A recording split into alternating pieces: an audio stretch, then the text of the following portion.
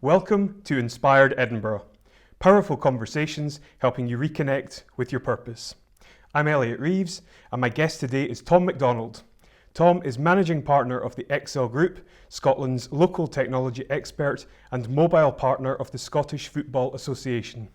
You were recently listed on SBNN's 40 under 40 list, and over the last 2 years have grown the Exsel Group from a sub 100k business with 3 people to a 50-person strong organisation with turnover in excess of £3 million.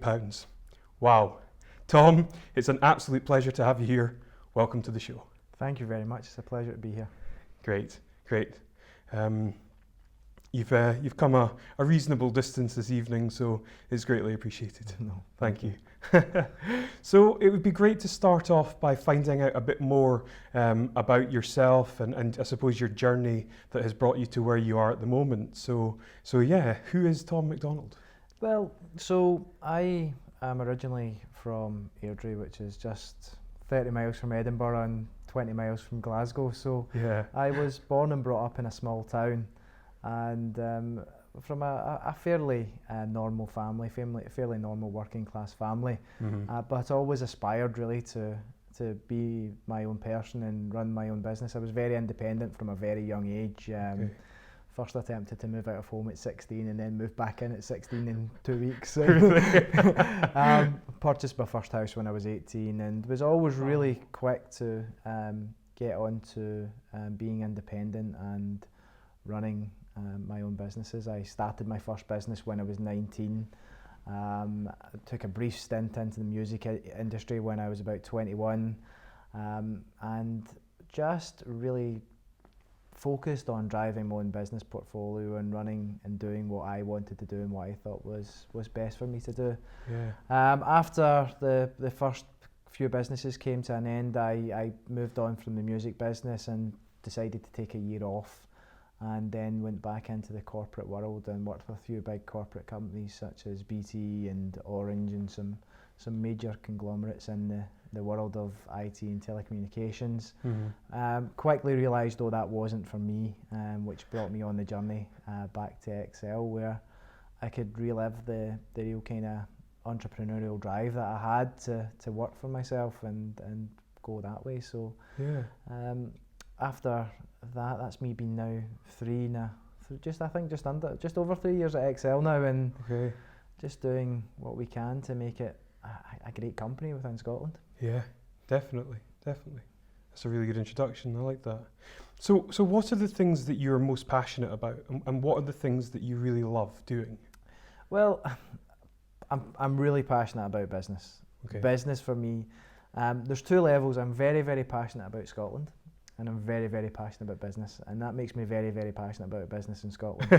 Yeah. For me, I think Scotland as a country is great at business, but it takes a lot of hits along the way. And I think our business community in Scotland could be doing so much to learn and grow and collaborate and work together. And for me to add and communicate with that community is a massive passion for me. I just love being involved in the Scottish business community. I love helping other businesses within the community. A real passion for me is helping younger businesses or businesses that are just starting to grow in the growth curve that we've had, and helping them out to show how we can establish various other revenue streams for them, how we can establish them to have a sales strategy, how we can work together to make the 2 businesses better rather than just have that real uncollaborative attitude that a business in the past seems to have had in Scotland. So Yeah. that is definitely one of my big passions. I'm also passionate about my sport. I love my sport, love my football, Yeah. any form of sports that are there. So yeah, and really passionate about my family as well. But I think anything that's there is a real key driving point for me. Yeah. Okay. And so going back then to your point about helping other business and being collaborative, I mean, what are some of the ways in which you have helped other businesses and support them? Well, for me, I work and do a lot of localised talks on business growth and how business growth can actually come together.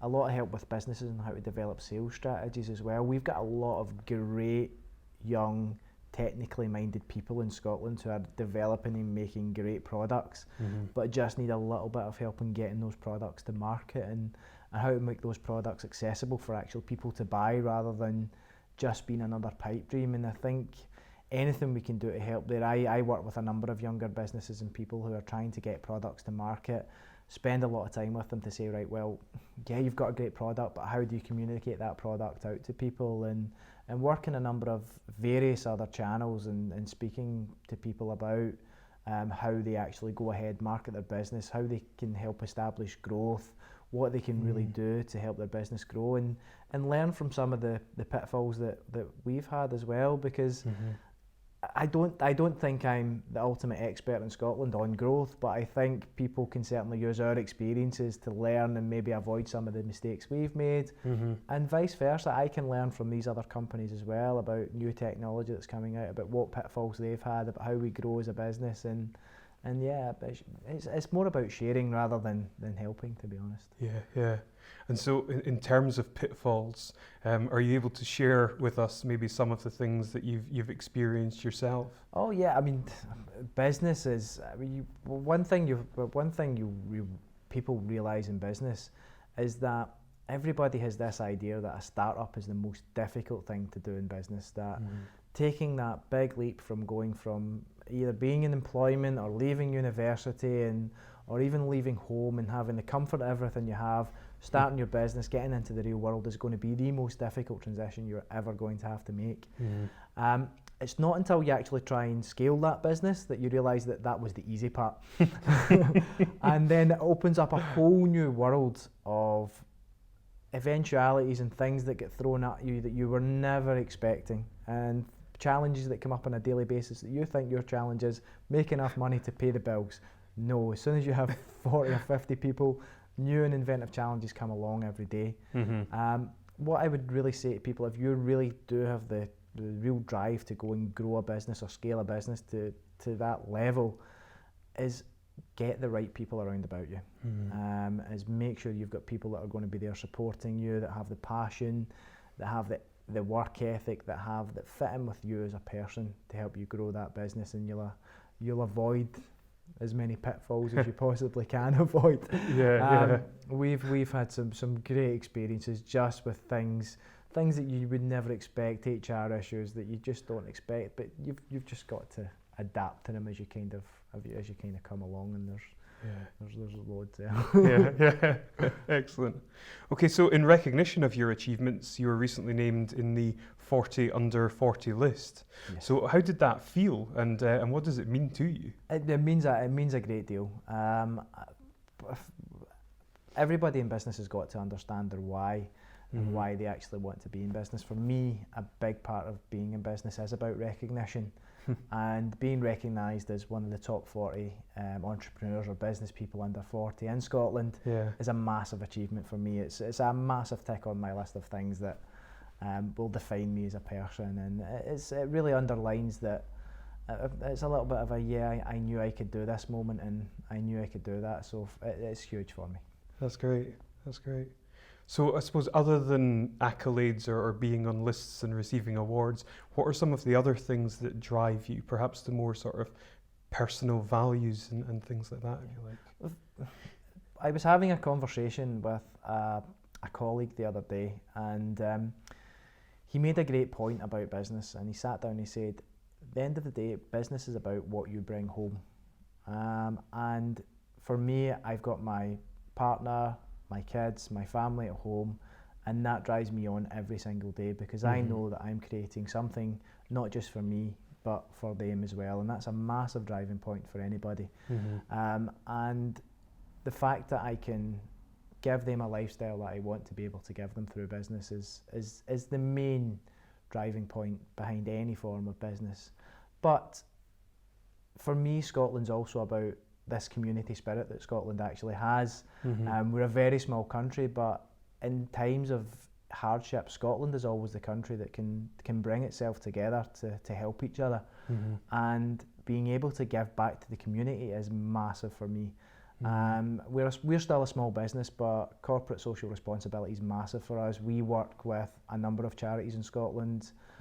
We work with very, very closely with a local children's charity, and they're there to actually help people in Glasgow who are struggling, find work, get kids off the street, get kids playing football, sports, dance. Being able to give to that type of organisation through your success is massive. And it's not just about devoting finance, it's more about devoting time, care, understanding, and being part and seeing what you can actually change and what you can actually do within the community to make the entire community a better place as well. Yeah, that's a really powerful message. That's great. Excellent. So it would be really good to find out a bit more, I suppose, about the Exsel Group. I mean, obviously, since you've, I suppose, taken control of it, if you like, you've scaled it up phenomenally, and it's gone through what appears to be a phase of really rapid growth. I mean, 3 employees to 50, Yes. and the turnover going from kind of sub 100,000 to, I think it's projected to be over kind of 5 million. Yes, we this year we're expecting to be in and around the 5 million mark, which would be phenomenal. It would be great to see that type of growth. For sure, yeah. So I suppose my question really is, how have you managed to achieve that? So as a business, we looked at our strategy when we were setting up, and we always knew we were going to go for scale. Being honest, I'm even a little bit surprised at our scale sometimes. We didn't expect, but it was really about finding a mixture of modern values and traditional values as well, and bringing together a real strong sales strategy within the company. And a lot of businesses forget that they have to sell in order to survive. And it's regardless whether you're an IT business or whether you're a solicitor or an accountant or a production business, you still have to sell at some point in order to drive revenues into your business. And we just looked at our overall strategy to say, how are we going to sell to our customers? What products are we going to sell to our customers? And how are our customers going to buy from us? And the whole heart of this was making it really easy to buy from us. So as soon as people found it easy to buy, they bought more. And that's what the real recipe behind growth was. And I see it day in, day out with people come and sell to me on a daily basis. There's certain industries that come and sell to me, and I have no idea what they're talking about. And they confuse me, they lost me. And it's all about us being able to take what is a really, really complicated product and translate it into normal business talk. So we don't have IT conversations with people, we don't have telecoms conversations with people, we have business conversations. And we speak to directors and business owners in a language they actually understand, is how their business is going to improve by working with us. And that's how we work with it. We look at the strategies that are out there. So a lot of companies really focus on their social media strategies. A lot of companies really focus on their kind of Google strategies, their marketing strategies, how they're going to do that. But we realise that at the crux of all these strategies is a person. And we deploy traditional sales techniques. So we speak to people, we book appointments with people, we go and network with people. We deploy multiple techniques. We don't just sit there, put some stuff on Twitter or Facebook and expect the phone to ring off the hook. We're proactive and we work hard at it, and that's what really helps our growth. Once we find that we've got enough in that marketplace, we deploy new salespeople under that strategy to multiply that growth and enhance the customer base, whilst taking multiple revenue streams or making multiple revenue streams available to us from the customer base as well, and not being wholly specific or reliant on one revenue stream. And so what are some of the, in kind of vanilla terms, the services that you offer? What are the things that you're giving to businesses? So for businesses, we see ourselves as, in a real vanilla way, we are their external IT department. Oh, is that right? So our customer base is varied from someone with 5 or 6 employees up to someone with 2,000 employees. Wow. But for us, we're not there just to sell them a product. We're there to work with them to improve their IT strategy. So a customer is coming to us to actually have a better understanding of what their IT needs are. We want our customers to come to us and say, I need this to do this, just make it happen. We don't want to sit and have a conversation with a customer that needs to have this amount of bandwidth, or it needs to have this special security code, or this in the middle to make it all work. We just want a customer to come with us, that's my problem, or we go to that customer and say, this is your problem, this is how we're going to fix it for you.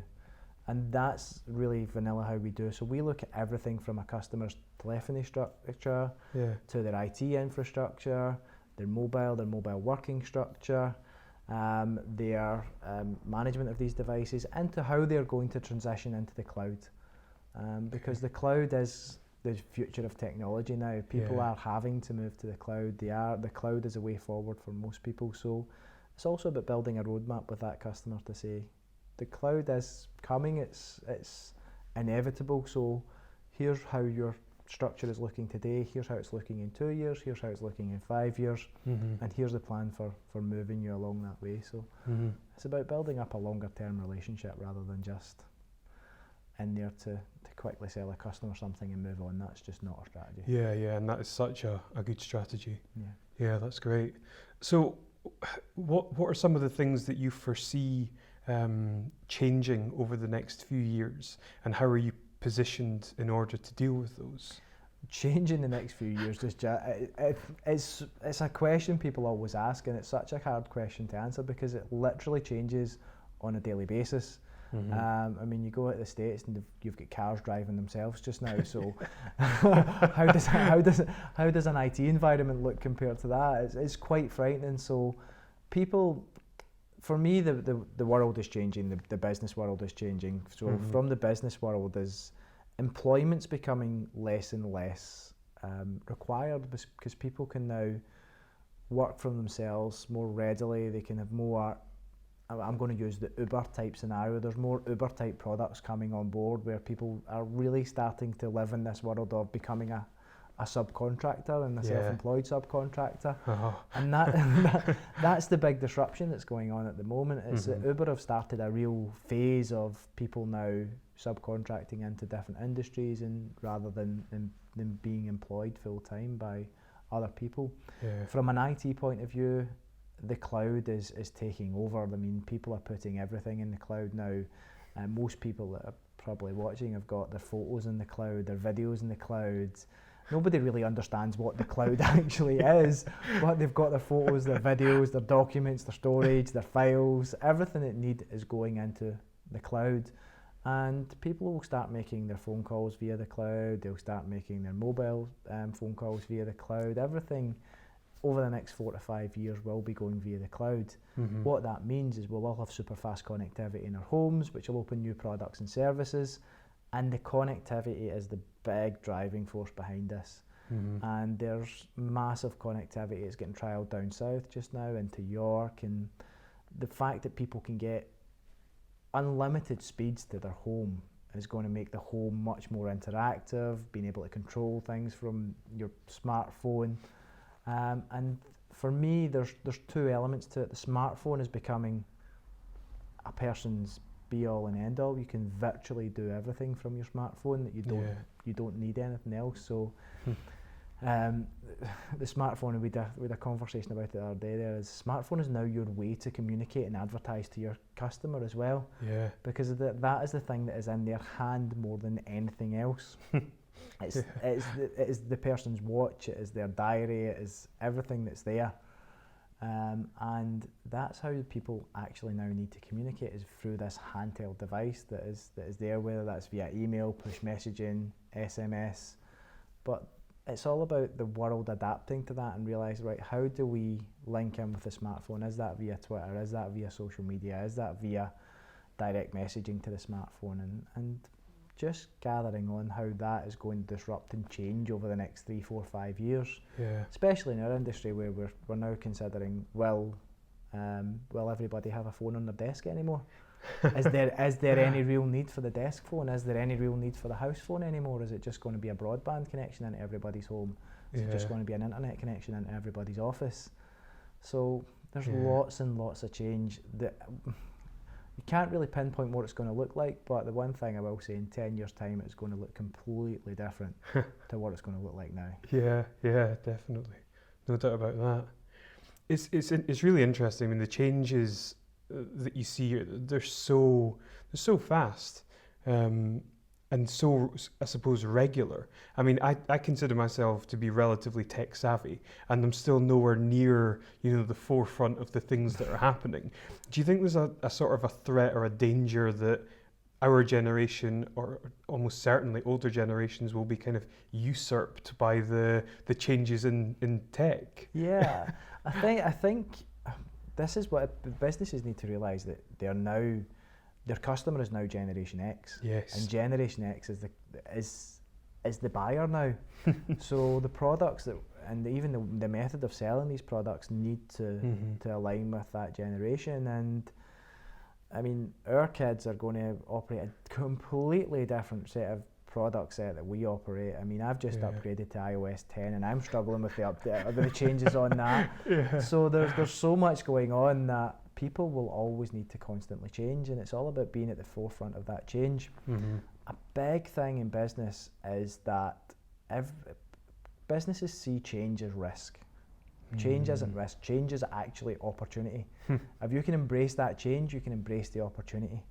And so many businesses, especially in the SME environment where we've got the ability to adapt quickly, embracing that change can just make an entire difference to your business and really help you push forward. But technology-wise, I think, unless you embrace the technology and unless you embrace the change in that technology, you are going to get left behind. We literally just signed off today on business cards. It sounds really simple and straightforward, but we're now doing away with paper business cards. We're going to digital business cards. Yeah. So business cards are becoming a thing of the past, and anything that's old hat, people now want new technology. They want digital business cards, they want digital communications, they want digital, everything they're doing needs to be digital, fast, quick paced, and that's just the way the world expects it. Yeah, it absolutely is. But I do kind of think that it's almost like we're in this kind of digital tsunami phase, and that if you don't kind of watch out, you'll very quickly get swept away. And when Russell was on as well, we spoke about industries which I suppose are perhaps under threat of disruption, and it's a very real thing. And if businesses don't start to notice what's happening round about them, they could very quickly become extinct. Every single industry is under threat of disruption. There's no industry that's not under threat of disruption. The big game changers have obviously been Uber and Airbnb. Those were the massive disruptors. They've disrupted that industry hugely, but every single industry needs to watch out for disruption. The last IT conference I was at, that was the big mainstay of the conference, was disruption. How's it coming? What's it happening? A lot of industries don't know how they're going to be disrupted, but they know it's going to happen at some point, that someone in a lab somewhere is going to invent something that's going to change their industry upside down. I mean, in 25 years, is there going to be any need for anybody to own their own car? Exactly, I know. So there's huge. So I mean, is it GM are trying to buy into Uber because they think that Uber can be the death of them. Then someone else is trying to buy into the Chinese version. The name escapes me just now, but I mean, people are scrambling around for survival in these big areas because they think if we can't alter what we're doing, if no one cannot come up with a really good idea, we're going to need to just buy a good idea. But I mean, do you think the actual rate of changes, do you think it's actually accelerating? Yes. You do? Oh, absolutely. Right. I mean, it's frightening. It's the only challenge I have just now is it's on a perpetual acceleration, and will that acceleration ever slow down, or will it just keep accelerating and keep accelerating? And then when people are now inventing artificial intelligence to deal with things, and computers are doing the majority of roles for lawyers, accountants, drivers. All these jobs are going at risk. The challenge is what actually happens to these jobs when the computers are doing all of it, and Yes. there's got to be a manual intervention. There's got to be a limit on it somewhere so that people still control the world, so to speak, at some point. Yeah. So there's got to be something that where we can slow down and control the technology so it doesn't just become a computer-led world. Yeah. And that kind of scares me a little bit. That's It kind of scary, scares me yeah. that people live their life on social media, and we're starting to lose a little bit of the social interaction where it is quite nice sometimes to just go for a coffee with somebody and actually meet them face to face or have a general talk or a chat. And yeah, the world is accelerating out of that, but hopefully we can maintain some sort of social For sure. social lifestyle. Yeah, yeah. Okay, so I mean, Exsel Group is a mobile partner of the SFA, Yes. and you have a number of sponsorships and affiliations with other football teams. Yes. Indeed, you now have your own stadium, Yes. Exsel Group Stadium, where Albion Rovers play, Yes. which is fantastic. So, what's the main rationale behind these partnerships? So we work with a number of sports companies, organisations. What we look for is brands that we can align with, that will emphasise our brand, but also shares the same social responsibilities as us. Okay. So we've got the Exsel Group Stadium, which is Albion Rovers Stadium. Yeah. Albion Rovers are a fantastic community club. They do a lot of work within the community. They give back to the community, and we work very, very closely with them to work on that partnership, and it's very, very local to me as well, and it's within my local community, so it's great there also.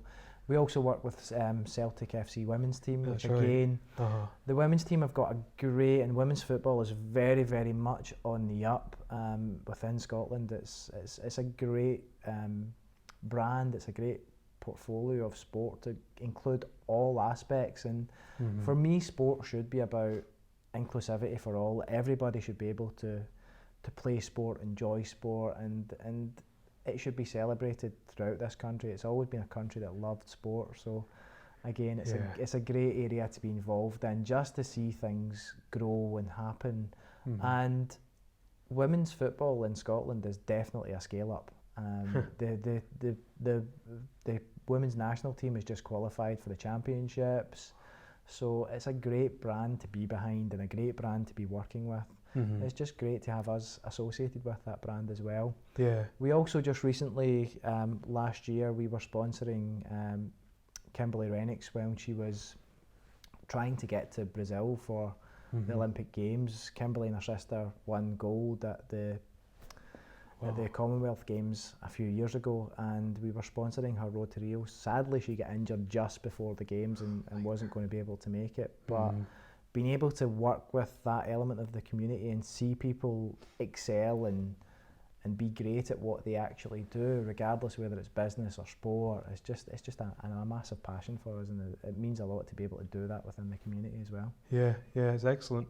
I hope you don't mind me asking this, but it's just really out of curiosity. I mean, do you select these based on a sort of the potential for return on investment, or is it more, is there other layers to it? I think if we were selecting it for potential return on investment, we'd be losing quite a lot. But no, I think it's more about brand recognition and brand alignment more than anything else. It's about us being seen to working with the right brands within Scotland, within the community. So yeah, we do a lot of work on that, and it does help our brand. It helps our brand get out there, but we don't actually see a direct return from it. It is more to do with the alignment of the brand, and for me it's about people recognising the Exsel Group brand and realising what we're about.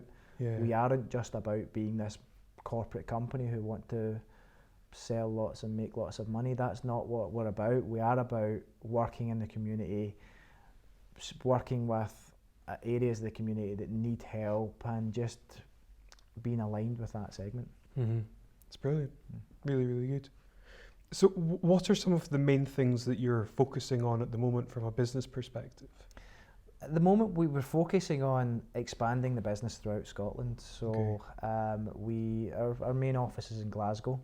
We've got an office in Aberdeen, and we're just opening our Edinburgh office as well. So we're focusing on expanding that business throughout Scotland, because For me, it's important to be regional in Scotland and actually deal and be on someone's doorstep. That's what we expect in Scotland. We expect someone who can pop round and have a coffee with you, chat with you, and create employment throughout different regions in Scotland, so that we're not just centrally focused on X amount of jobs in Glasgow or X amount of jobs in Aberdeen or X amount of jobs in Edinburgh, that we cover the whole of the country. Wow. And then we're looking to expand the business throughout the UK as well. We are very cloud focused on our portfolio, so it means that we don't have any restrictions from product set where we can need to be based. So we can sell products in the UK, we can sell products in Ireland, we can sell products in the rest of Europe as well. So it's about taking that expansion, looking at what we do really, really well within Scotland, and then expanding that out to Ireland, England, Wales, and the rest of Europe as well. So expansion, regional expansion, is really important to us just now in helping us grow the business. That's really cool. And so, I mean, what would you, if you were kind of guessing, what would be the projected head count over the next kind of 3 to 5 years, would you think? Over the next certainly over the next 3 years, we expect to be tipping 100 in our head count.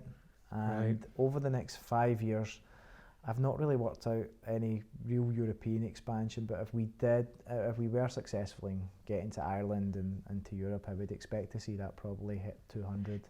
Wow. So yeah, that would be exciting if we could go that far. It would really be exciting. It's going to be challenging, and it really is a big challenge. We think we've got the right people to work with. We think we've got the right management team now to lead that through. So it's all about making the right decisions at the right times as well. So absolutely, yeah. People thought we were crazy when we were going to Aberdeen, because Aberdeen was in a decline, and there was real challenges in Aberdeen when we decided to start opening our office in Aberdeen. But it harps back to, out of every challenge, or out of everything people see as a real challenge, comes a real opportunity as well. Definitely. And to work with the people in Aberdeen to say, right, we're going to create jobs here, we're going to work with people in Aberdeen to help align strategies to, we're not there just to sell you a lot of expensive kit. We're here to look at what you're doing just now and see if we can improve it, which gives you cost efficiencies, cost savings, and create jobs on the back of it. It just made good commercial sense, and it was an opportunity rather than a challenge. Yeah. Okay. So what do you think are some of your ambitions? What are the big goals? The big goals, that's a good question. For me, this is about success. I think I would love to be recognised as a real expert on growth in Scotland, a real expert on scale up.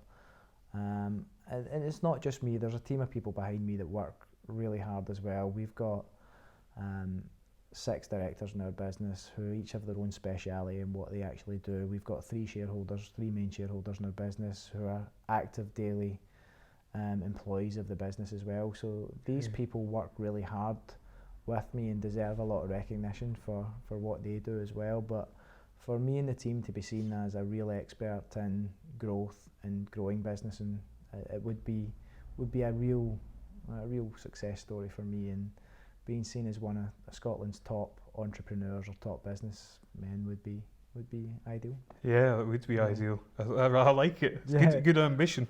Yeah, why the hell not? Yeah. So if you weren't currently managing director of the Exsel Group, what do you think you would be doing? What would be your alternative career path, if you like? I'd be working for myself. Yeah. I would be, if it wasn't managing director of Exsel Group, it would be MD of XYZ or CEO of ABC. Entrepreneur is a word that's bandied about a lot. I don't know if I qualify as an entrepreneur or what the qualification level is, but for me, it would be working. It would be doing my own thing. It would be doing something I'm really passionate about, something that I love, running my own business. I'm probably unemployable, to be honest with you. There was 2 things I always say. I would hate to work for anybody else, and I would hate to work for myself. So I think being the type of person that I am, I always kind of really drive to work as hard as I possibly can, and that means just being a little bit independent in it, and that's the real challenge on it. Yeah, super. Okay, so it would be good at this stage, I think, to ask you some questions around success, and maybe kind of sort of dig a little bit deeper, Yeah. And see where we get with that. So, first question I've got for you is, how do you define success? Success is about being happy with what you've achieved. Mm-hmm. That's success. Success isn't suddenly opening up your bank account and having £1 billion in it. Success is about being happy with your achievement, regardless whether that achievement is opening your own business every day, or regardless whether that achievement is just going home knowing you've done a great job. Success is happiness. Simple. Yeah, I think you're absolutely right. We've had a lot of, I suppose, different approaches to that answer with the show, but that seems to be the common theme, Yeah. you know, fulfillment and happiness, Yeah. really. Success isn't about material objects. No, it's Material not. objects aren't success. You can have as many material objects as you want, but there's tons of credit cards there that will get you loads of material objects as well. So does that contribute to success? No, not really. Yeah. So success is just knowing that you've gone home at night and whatever you've done it to the best of your ability, and being able to smile about it the next day. Yeah. Cool. What do you think are some of the habits and kind of characteristics that you have that you think have been a main part in your success? For me, I think my main characteristic is, or my main business characteristic is, being able to see a product or a solution and making that solution better, but also making that solution communicate with the customer. Yeah. So how to actually take that solution and take it to market, how to make that solution better than it currently actually is, make that a viable, valued product that somebody wants to buy. Mm-hmm. That's where I see my key strength in getting that message back along to a customer. So Yeah. I guess it's a real commercialization type strength for me. That's what I'm very good at. When I was at school, I was always very, very good at maths. That was my real key Is that strength. right? I was Okay. terrible at English, but good at maths. But I always was an ideas person. Mm-hmm. But I wouldn't say, I'm not an inventor. I'm an elaborator. So if somebody comes to me and says, I've got this great invention, my real role is, that's an awesome invention, but what if we did this, this and this? And then looking at it from the customer's point of view rather than from the inventor's point of view, and saying, if we tweaked this, made it a little bit better, then you've got an awesome invention. That's such a good answer. Yeah. I love that. That's really, really good. That's great. So, you know, in line with the, I suppose, the message or the ethos of the show, it seemed almost obligatory to ask you this question. What is your purpose? My purpose is, let me see how I'm going to phrase this. I'm going to change purpose. Yeah, my purpose is to provide and be happy. That's my purpose. I'm going to answer. So my purpose is to provide and be happy, but my motivation in doing that is to actually help other people. And I think spending some time, a week or so last year in the States, and realising the collaboration and the help that goes on in that environment has really inspired me to say, right, let's go and help others throughout this. And it's not just about being that lone ranger that wants to run away and do everything for himself, but actually to work towards a really good purpose that everybody benefits from. Is my purpose in doing what I'm doing, and my real motivation behind it. And my motivation comes in different aspects. My motivation comes from my family and my kids, and seeing my kids really happy that they can grow up in a nice environment, seeing my partner enjoy life, but also seeing the staff develop and work and enjoy what they're actually doing. Yeah. And I've got staff that I know have came from backgrounds where they've hated their jobs they're in and now come to a place they really love working in. Yeah. And that's a great purpose. That's a great motivation every day to see that happening as well. Yeah, yeah. So you said that you were in the States. Yes. Where about in the States were you? San Francisco. Was it Silicon Valley? Silicon Valley. Okay, because I mean we've had Russell Dalgleish and Bruce Walker interviews in the past. Yes. Was it with them that you went to Yes, that? Right. absolutely Okay. with them. I'm I interested to hear about that trip, and I suppose I'm interested to hear in some of the learnings that you had whilst you were there. Yeah, I decided to do a little stopover on the way, so I stopped over in New York just before heading to Silicon Valley. Okay. And so I got East and West Coast, which was great to see it in the one week and a week and a bit. So what a trip! It was amazing. It was an amazing trip, and it just turns your mind and it turns your head, and it really makes you understand what's happening in business, but what's happening in the world as well. Yeah. And I've got some great stories from that. So okay, maybe off-camera stories, right? One of the things that Russell touched upon was the how to put this. I suppose it's like the conviction or the lack of sort of limiting beliefs that people in the US have. yeah. Compared to, I suppose, Scottish culture, which is maybe a bit more reserved, I suppose. Yeah. So when they decide that they're going to do something, it's as simple as, okay, we're going to do that, as opposed to focusing on what the hurdles or the challenges are. Yeah, I mean, it's something, and I've done quite a few small business talks with Russell as well, and it's something we touch on quite a lot to say, there's this belief in Scotland, and it's a real Scottish attitude, and you can even see it in our sport when we're doing Scottish sport. We always believe we're just not good enough to do it. It's a bit defeatist, Yeah, we do have this little bit defeated attitude where we think, I'm not going to be good enough to do that, or if I try that, I might fail. Mm-hmm. When the Silicon Valley answer is, if I try that, I might fail, but who cares? At least I've tried. And that's something we really do lack in Scotland that I think we could get a whole lot more of if we just tried and had the courage to fail. We would learn and develop a lot more. And I mean, some of the UK's top businessmen have failed before in the past, and of course, it's a natural part of life, and learning is failing, and we tend to learn more from when we fail than when we succeed. So it's great, and it seems to be a tick in the box. It's like a part of your CV. Have you failed when you're in Silicon Valley? Oh yeah, I failed at this. Oh great, good. So you've learned something, and precisely. And that's really what it comes through from that. But spending some time there and just realising that attitude does change your mindset. It does mean a lot to your mindset and what you can do. But yeah, I think we can learn a lot from that mindset.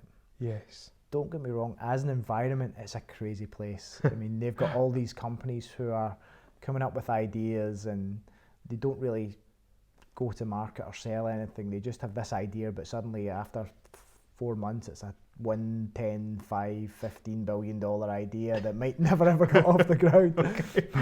But it's got hundreds of millions of pounds worth of investment because it sounds so cool, and you've got like SpaceX are taking people to Mars, and these kind of things are happening in the background, and Twitters and Facebook's popping up every day. Snapchat's suddenly a $10 billion company overnight. So there's it's a crazy ecosystem, but there's so much we can learn. I don't think they've got it entirely right. I don't think we've got it entirely right, but I think if we can meet in the middle somewhere, we've got a great ecosystem. What they do extremely well is their accelerator programs, and I think we could have so much more of them in Scotland. And what their accelerator programs do is they don't just put funding into a business, but they actually give mentorship to a business. And we don't have enough business mentors in Scotland. We don't have enough free boards, if you want to call them, free CEOs or free COOs or free CTOs that people can just sit down and say, I have this business, I have this idea, this is what my business is doing just now, how would you take this business forward? Help me. And I think if we did a lot more of that, these young guys who are coming up with great technologies in their bedrooms would be flying. We'd have more sky scanners, we'd have more fan jewels coming out of here. That would just be great companies that would just accelerate throughout. Okay, that's really interesting. Because I think in Scotland there's this sort of, there seems to be quite a few like incubators. Yes. And, you know, kind of acceleration programs, but not like what you're talking about. Yeah. Like actually almost being handheld through the process. And we've got some great ones in Scotland, eSpark for example. Yeah. We've got some really good ones, but we just need more of them. Right. we need more of them, and we need these businesses to be involved on a daily basis. Yeah. So I know from eSpark the guys are working in space. You've got the hub at Gogarburn as well for the RBS hub as well, but we just need these guys to have access to CFOs, to have access to CEOs. So if someone's looking to raise money, how do they do it? Yeah. I mean, when we fortunately for us as a business, we've never really had to go and raise money as a business to expand and grow. We've worked on our own residual growth. But if someone had said to me, you need to go and raise money as this business, I wouldn't have the foggiest idea where to start. I am not an accountant. I'm not a financial accountant. So how do you go and do that? And unfortunately, a lot of these inventors and guys that are inventing stuff in their room, they're not marketing people, they're not accountants, they're not salespeople. So they need that expertise around them if they're really going to drive their business forward. Yeah. And it's what we learned as we were growing, is that in order to do things, we needed marketing people, we needed HR people, we needed operation directors, because we needed to get the operations right, we needed to get the process right. We're not process people, so we need process people to do that. We needed a finance director because we needed someone to manage and control the financial side of the business. So the best way to grow is have the experts. And it was in a chat, I was lucky enough to sit down and have a chat with Sir Tom Hunter a few months ago. And we were talking about business growth and how to scale a business. And the one piece of advice that Sir Tom gave me was, if you're looking to expand your management team, if you're looking to grow your business and scale up, the first thing you need to evaluate is yourself and find out what you're not very good at. Once you've found out what you're not very good at, go and employ someone who is. And that's a great piece of advice, because if you've got all the qualities around the board table that you need, then success isn't guaranteed, but it's a hell of a whole lot easier than trying to do it yourself. Yeah, absolutely. That's a fantastic piece of advice. I absolutely agree with that. But I suppose when you're early stage business, you are all of the functions and all of the people, and you're trying to do everything, and that is a major obstacle. Yes, but so I think that's where people can benefit from looking at San Francisco. And I'm not saying it's for everybody, but when someone's got a really good idea, what holds us back is, I can't afford to bring in a financial director. I can't afford to bring in a sales director. I can't afford to bring in an operations director. When the real question should be, you can't afford not to. Okay. Because yes, you may have to go to your bank and say, I need X amount of money for a sales director. But that sales director may return Y or Z or more. And it's a question that Scottish business and UK business asks itself in a whole, because we're kind of taught from the accountancy point of view or the financial point of view is, how much is that going to cost me? When the real answer is, how much am I going to make from that? And that's the kind of real difference in attitude. And even looking into, I'm sure I was passionate about Scottish sport, but a lot of Scottish sport is going through that exact process just now, where anything that happens in Scottish sport, the question is, how much is that going to cost me? And it's regardless whether it's golf or judo or football, they're all saying, if we do that, how much is it going to cost? When it should be, well, if we actually do that, how much are we going to get a return on that? And that's the kind of real challenge that's there just now. So how do you balance that then in terms of kind of debt versus credit? I mean, is what you're saying is that you advocate going into debt for long-term gain, I suppose, is that? No, I think it's all about weighted risk. Okay. And I just, for me, it's not just about people going into debt for long-term gain. Mm-hmm. It's that people don't know the options that are available. Right. So people don't know what they can actually do to leverage their company. People don't know that people don't know that there's some great opportunities there for them, such as Angel List, such as Business Growth Fund. The people need to learn how to sell their ideas and their businesses to these areas. Yeah. And it's not just about debt or equity or funding, it's about government assistance, it's about everything that's available there to help someone grow their business. Yeah. And realise that there is opportunities that don't just revolve around I've got to sell £1,000 extra to have a salary for someone.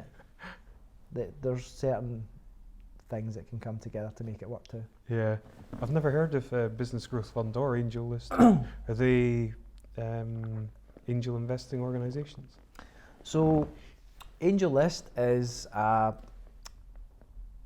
basically like a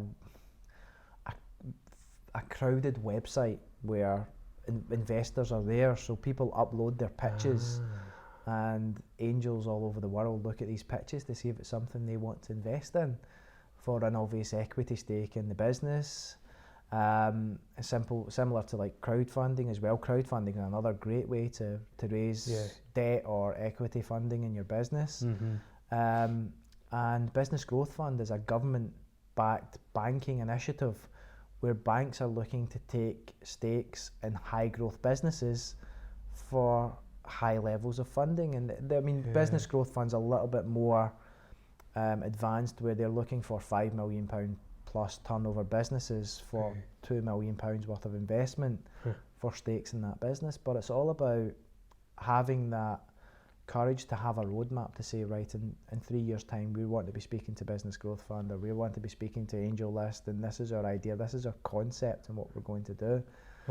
And there's some great story. I mean, speaking to some people in San Francisco, and we managed to meet an absolute amazing entrepreneur in San Francisco. He's a global Scot, but he was talking about how he challenged his investments and how he raised money and what he did to get his ideas out. Mm-hmm. And it wasn't all about just having, we need to sell X to pay Y. Mm. It was more about how he positioned it within investors, how he positioned it within banks, and that made a massive difference to how people see. And he was more traditional, this is a company that needs to make a profit, rather than this is a SpaceX or a Facebook or one of these massive companies that make $1 billion in 2 years. Because for every Facebook or SpaceX that is a really, really successful $1 billion company that raises £100 million worth of investment to get there, there's 4 or 5 that raise £100 million worth of investment and don't become that $1 billion company. So there's a lot to learn from that environment. Yeah, for sure. Yeah, I think it's a great message. Certainly my mentor has a phrase, you don't need more money, you need a better strategy. Yeah. And I think that's very much what you're saying. People tend to see the kind of black and white. Yes. You either have it or you don't, rather than kind of thinking outside the box. Yes. Yeah, I think there's always strategies. Every business has got to have its strategy right. I think there's strategy is such a great thing to develop within your business, and if you mix that with the right culture, you always win. And culture is great for your business as well. And a lot of people will go out and sit in business talks, and people will be talking about culture all day long and how culture is so important for the business. You either get culture or you don't. Culture is about you. Culture is about you and how you portray your business to your staff. And if you've got your culture right and your strategy right, you're going to have a successful business. And the thing about funding and you don't need more money, you need a better strategy. Funding is part of your strategy. If you're self-funded, if you're funded through banks, if you're funded through equity, that is all part of your overall strategy for your business. And if that's right, and your funding element's right, and your debt to equity ratio's right, you've got a good business. Yeah, yeah, cool. We've segued quite a long way off kind of purpose and life goals, but it's been really interesting. Yeah. I've enjoyed that. And I suppose kind of continuing on the segue for the time being, how would you describe the company culture at Exsel? We're a very open culture. Okay. So we are a modern culture. We're not a Google. We don't have slides in the office or ball pits that people roll about at in lunchtime. But we're a culture where people enjoy coming to work and are expected to contribute. Mm-hmm. We are, on the flip side of that, we're not a traditional accountant or solicitor type culture where everybody's expected to show up in a shirt and tie and sit at their desk and do what they're expected to do. So we're a little bit of a middle of the road between that. But people get to come to work how they're comfortable. They get to contribute to what the company's doing. Yeah. We're very open. We share our results. We share our financials. We share everything with the employees so that people know what what they actually mean to the company. We're very much about bringing on young people and giving them opportunities from graduate schemes, from routes to work schemes, from any type of walk of life that anybody can join our business. We have people from the ages of 18 to people up the ages of 63, 64, 65. So it's all about that behaviour. And especially when we're recruiting, we recruit people on their behaviour, on their attitude rather than their skill set. So it's about, will you actually be able to fit in here? Do you have the right attitude to work in this environment? And are you someone who has our core ethics at heart? And that's what's important. And we would never in a million years substitute bringing in someone to our environment that might be the best at their job in the world, whether they're the best salesperson in the world, whether they're the best engineer in the world, or whether they're the best operations person or admin person in the world, if they could not fit in with our culture or would be disruptive to our culture, because that's our core key piece. And our culture is, it's very, very difficult to explain, because you just need to live it and see what it's actually like, because it comes from the directors and the shareholders' personality rather than what we say is our core ethics. We don't have core ethics sitting on a wall. You just either get it or you don't. Yeah, okay, that's great.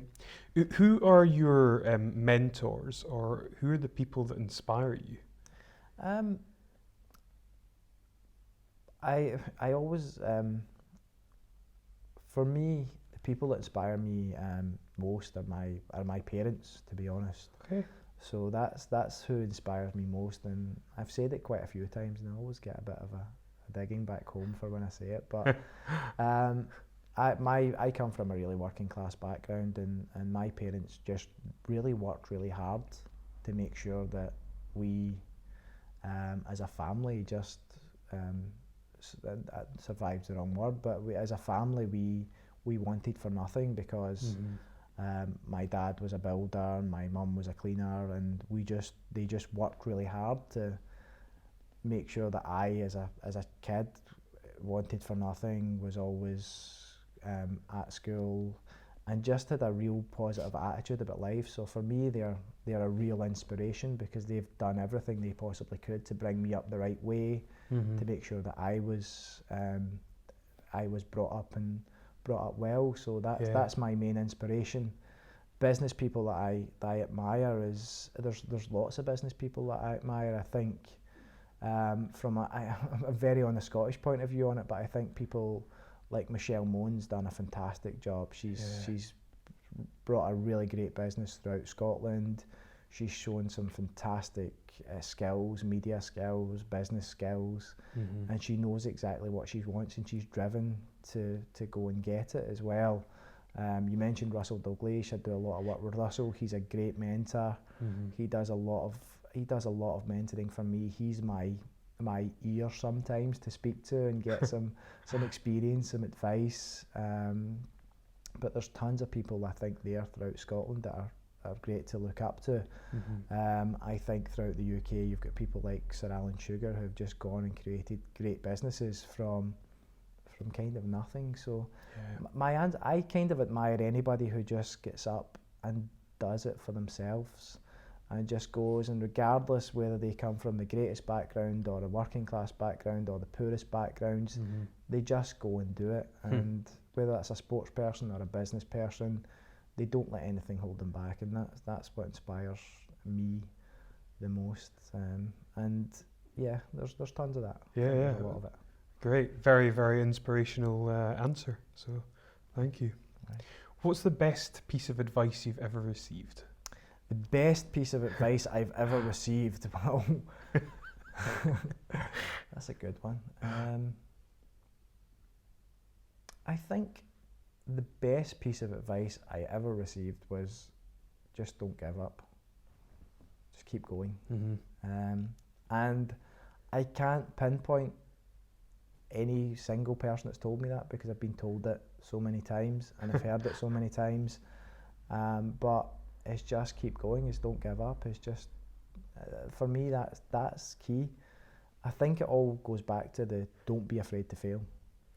And if you fail, you fail. It happens in life. People will fail, people will succeed, but it's how you actually react to that and how you keep going in life. Yeah. What would you do if you knew you couldn't fail?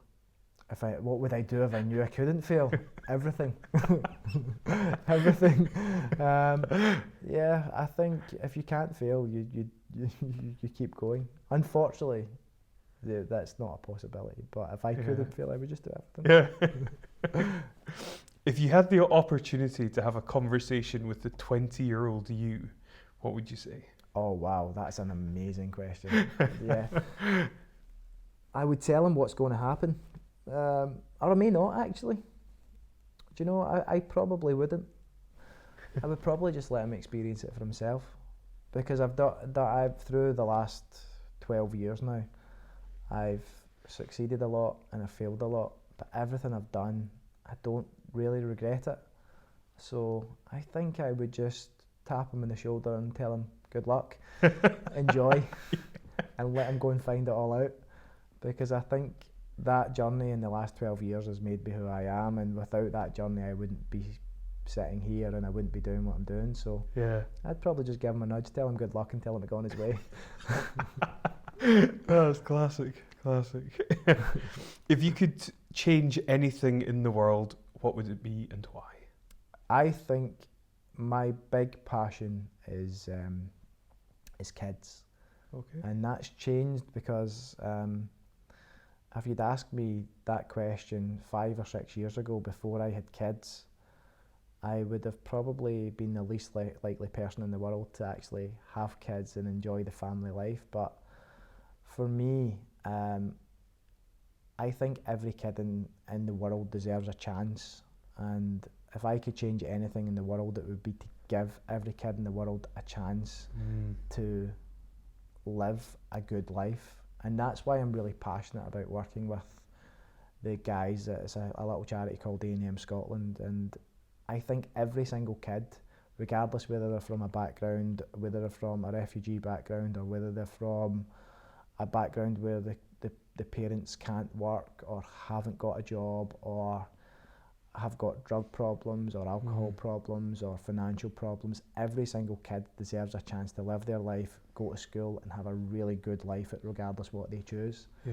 And that would be the one thing I would change. And I think if we could do more to support the kids to get up there, it would make a big difference. That's a powerful answer. That's really, really good. Yeah. Wow. Okay. Tom, this has been an absolute pleasure. No, thank you. Yeah, I said to you earlier on, it's always interesting when I haven't met a guest and they come on and you're never quite sure entirely what to expect, but you've got a real depth to you, which I think is like really fascinating. Yeah. And you are massively driven, and based on a lot of what you've said tonight, I can absolutely see why you've enjoyed the sort of success that you have. Thank you. So yeah, you're welcome. This has been really good. I've really enjoyed this. It's been good fun. I've actually just really enjoyed sitting down, having a chat, and giving my point of view across. Sometimes a little bit more vocal than it should be. But you know, you need to have a voice. yeah, And I think there's a lot of really good things that you said around, you know, things that Scotland can embrace, or you know, sort of local areas can embrace that people in Silicon Valley can do and whatnot. I mean, certainly from my own perhaps selfish point of view, I'd love to see a sort of paradigm shift in the way that our culture is. yeah. And is something that, you know, in doing this is what I'm really keen to kind of drive. I think for me that would be awesome, and I think what people need to realise is that Scotland is great. Yeah. It's an amazing country. It's an amazing place. The people are amazing. They just need that little bit of confidence to say, we are amazing, we are great, we are brilliant at what we do, and just stand up and everybody just be counted and grow as a country, grow as a culture, and grow as a community to help each other and become great again. Yeah, fantastic. Thank It's you. a great note to finish on, Tom. Brilliant. Again, thanks so much for coming, really appreciate it. Thank you very much. Thanks. Cheers. Cheers. Thank you for taking the time to watch Inspired Edinburgh. If you enjoyed watching this video, I'd really appreciate if you could like and share it. You can also sign up to our mailing list and social media channels using the details coming up on your screen now.